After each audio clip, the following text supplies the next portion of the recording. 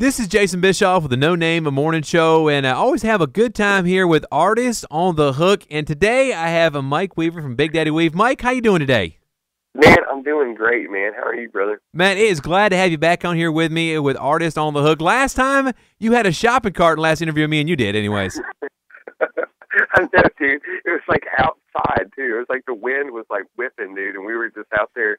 I'm telling you, we were like imaginary shopping or whatever. It was great. Well, we did. Of course, I found out your dream job was to be a Walmart greeter, so, we had to have a shopping cart there for you. You know what I'm saying? It's beautiful. I showed up in another town, and somebody actually had made me a name tag to be a greeter also. I love it. Good deal, so man. I'm official, man. I'm official now. You are official Walmart greeter. Love it. I gotta love that. Well, you got the new song out called Redeemed, and you guys have been singing it for a little while, but it's been #1 on the charts for the last couple of weeks. Talk about that song you guys got. Man, this has been just such a surprise to me, man. Not that God is using it. I'm so thankful for that. But I never saw this one coming. When you write songs, I've never expected them to be received as well as they have, but at the same time, there's at least an inkling towards a certain song that you just feel like, man, I really feel like if there's one on this record that God's going to use, it's going to be this one. And man, I never saw it coming with Redeemed, because Redeemed was just this song that was for me. You know what I mean? Yeah. It was like just a song that was written out of my life, out of a time of struggle, man, out of a time when God really was, when I really needed to hear that, I am redeemed from God, And so I didn't even turn it into the record label at first. I felt like it was slow. I felt like there's a lot of things that, it wouldn't make for a radio song in that way, and because we've been sort of trained over the years, as to, what folks are, looking for characteristically. And so, our A&R guy at the record label just kept asking. He said, what else do you have? What else do you have? What else do you have? And I'm like, well, I got this. And I sent him, via email a little work tape of the song, just piano and vocal, And, man, he immediately hits me back. It was late at night, and he immediately hits me back and goes, man, this may be the best thing you've ever turned in. And I'm like, what? Like, I had no idea. And so, my friend Benji from New York wrote this song with me. I showed him this chorus. We were Skyping about it, And at the same time, I started getting messages from Benji, who leads worship there at a church called the Chapel in Buffalo, and he goes, dude, I just sang Redeemed at church, and he's like, God is doing something with this, man. He's like, people just started asking how to get a hold of this song, and like all the things we it's not even out, we just wrote it like last week or whatever, and so like truly, it was amazing how God just began to show us and lead us with this song, and so we made the record, and it came out, and we began to play the song at shows. The record label still didn't, it wasn't even on their scope to like single that song because of the criteria like we were talking about. Yeah. And man, so when I called them, I said, look, God is doing something like every night with this song. Like would you guys consider, using this song as a single? And when they did, the response has just been incredible, man. And I want to thank you guys at The Hook, man, for playing it. And it's amazing. Every night there's it's like testimony after testimony of what, God is doing with this song, man. So and it's amazing, man. You talk about that conversation a little bit. How long ago was that all happened, where you guys were Skyping back and forth and he sang at his church? How long ago was that? It was better than a year. It was better than a year, Wow. Now, or heading on a year for that part of it. We wrote the song like a little longer ago than that. It was like a cut, probably closer to 2 years. But it's been amazing to watch, man. It really is. It's incredible. You look at that, and it was several months ago that, of course, we had, and this is how I first found out about it. I had some request a song. And I'm like, okay, I got to find this song from Big Daddy Weave. I know he's a guy that hangs out with me with Artists on the Hook. I've got to find the song. I found the song. I started playing it, and we got a lot of requests for it. But the thing I like about the song the most, it just seems to be your voice. Your voice really brings you into that song. It's one of them songs like you get involved just because your voice brings you into it, and that's why I love it so much. And you guys are kind of we just got off a tour with Aaron Schutz with the Redeemed Tour. How's that tour gone so far?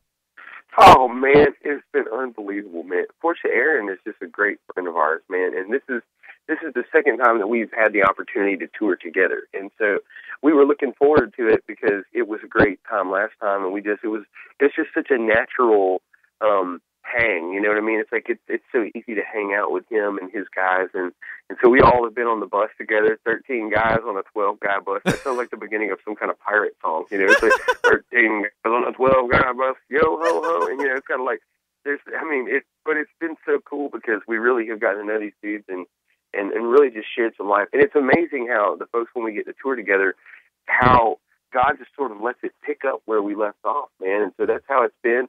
And every night, again, man, using the song, but also just a time of ministry at the end, man, just getting to pray for folks has been unbelievable. God has just continued to grow that time and just really do some really significant things, in these evenings. And that makes me feel good in my heart, because when we leave our families, we want it to be for something bigger than just an entertainment, kind of, thing, and we really feel like God is making it something so much more than a show, I tell you one thing, I enjoyed it when you guys were in Fitzgerald not too long ago with Mike's Chair, and now you guys are back on with a Christmas tour. Christ is Come tour. Big Daddy Weave and Mike's Chair going to be Thursday, December the 6th at the Mass City Auditorium in Valdosta, Georgia.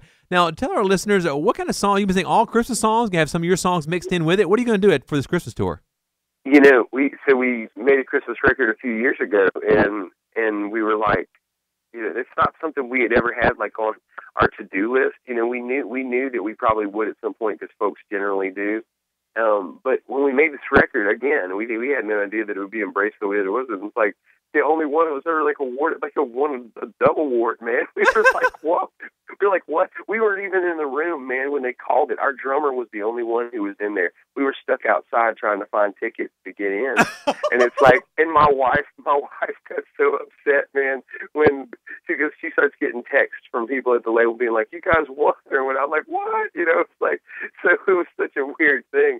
And so this Christmas record, we looked, man, at what we're playing, and we're like, well, okay, what did we do last year, and what are we doing this year? And like, we're making lists. I'm like, we're playing every song from that record, dude. Wow. And it's so, which is kind of neat, because there's some songs that are revamped that from over the years, the classics. But then there's also some songs that just were kind of our take on Christmas, man, and some originals, that were like Peace on Earth, man. The Peace on Earth is not a state of, in the world. It's a state of our heart, that it's beyond. When Jesus said peace on earth, goodwill toward men, he's talking about, him. He's talking about the presence of God himself, Emmanuel, God with us, and just stuff like that, dude. We want to honor our military that night as well, man, because we see the sacrifices they make, and especially around Christmas time, that's a really hard time. We just want to remember them and support them. That there's people really all over the world in places that they're maybe not able to get home from, and we want to thank them for that sacrifice, and also to be there to love on the families of the military as well, as they make that huge sacrifice for us as well, man. So, it's going to be a really neat night. There might be a sighting of the Grundy Claus. I know it's not Santa Claus. Grundy Claus is Santa Claus's, renegade redneck brother.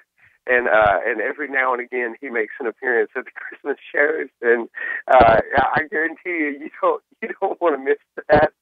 And it's just a neat night, man. It's a lot of fun. And again, it's so cool to be back together with our friends from Mike's Chair, and just really excited about that. And we want to hear all the mushy stories from Mike Grayson now that he's engaged and all of this stuff. And so it's going to be a sweet time, man. Looking forward to that. Have find all about Mike's Chair as well, and of course Mike Grayson now engaged, and the Grungy Claw. I'm interested. You got my interest peaked on this one. I'm looking forward to that. I'm telling you, dude, it's fun. It could be the eighth wonder of the world. It's unbelievable, man. It's unbelievable. Now it's time for the fun part that I love to do. I found a lot about you last time. Artist on the Hook, you ready for this? Yes, let's do it. Let's go. Hey, his first question for you, the guy. Of course, when you first started driving, what was the year and make model of your car? The first car you ever had?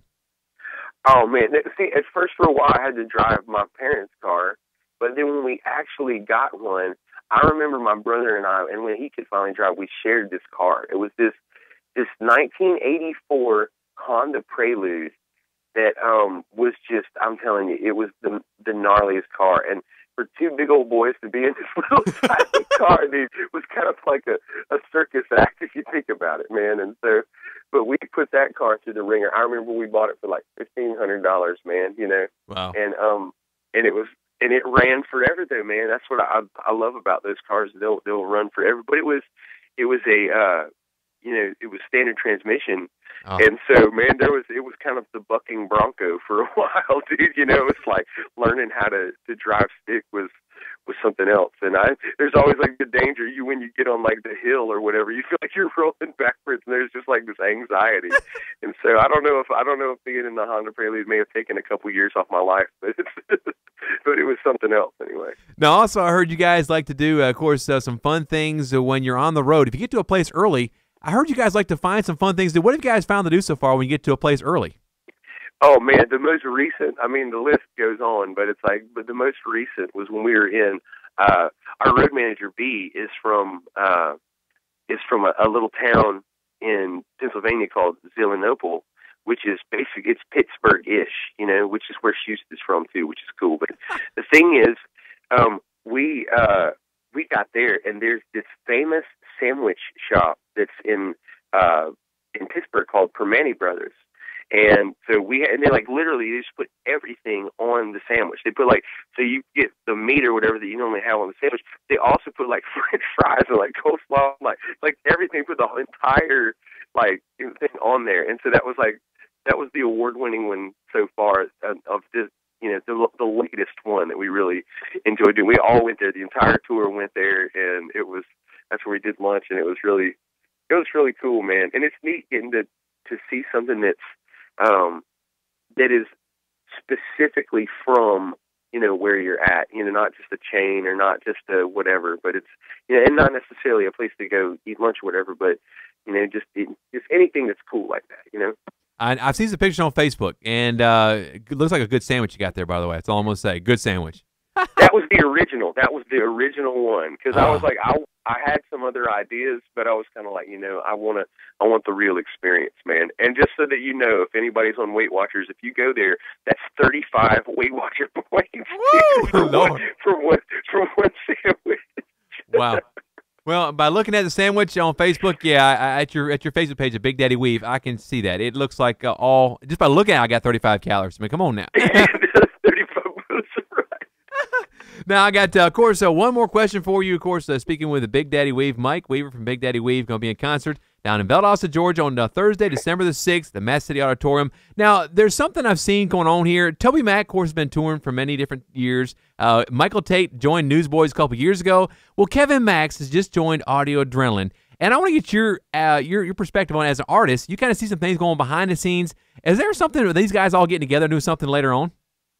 Man, dude, it seems like there ought to be, right? I mean, it just seems like, I mean, I'm not putting any pressure on anybody. I don't want to really feel like they owe that to us as the listeners or anything, you know.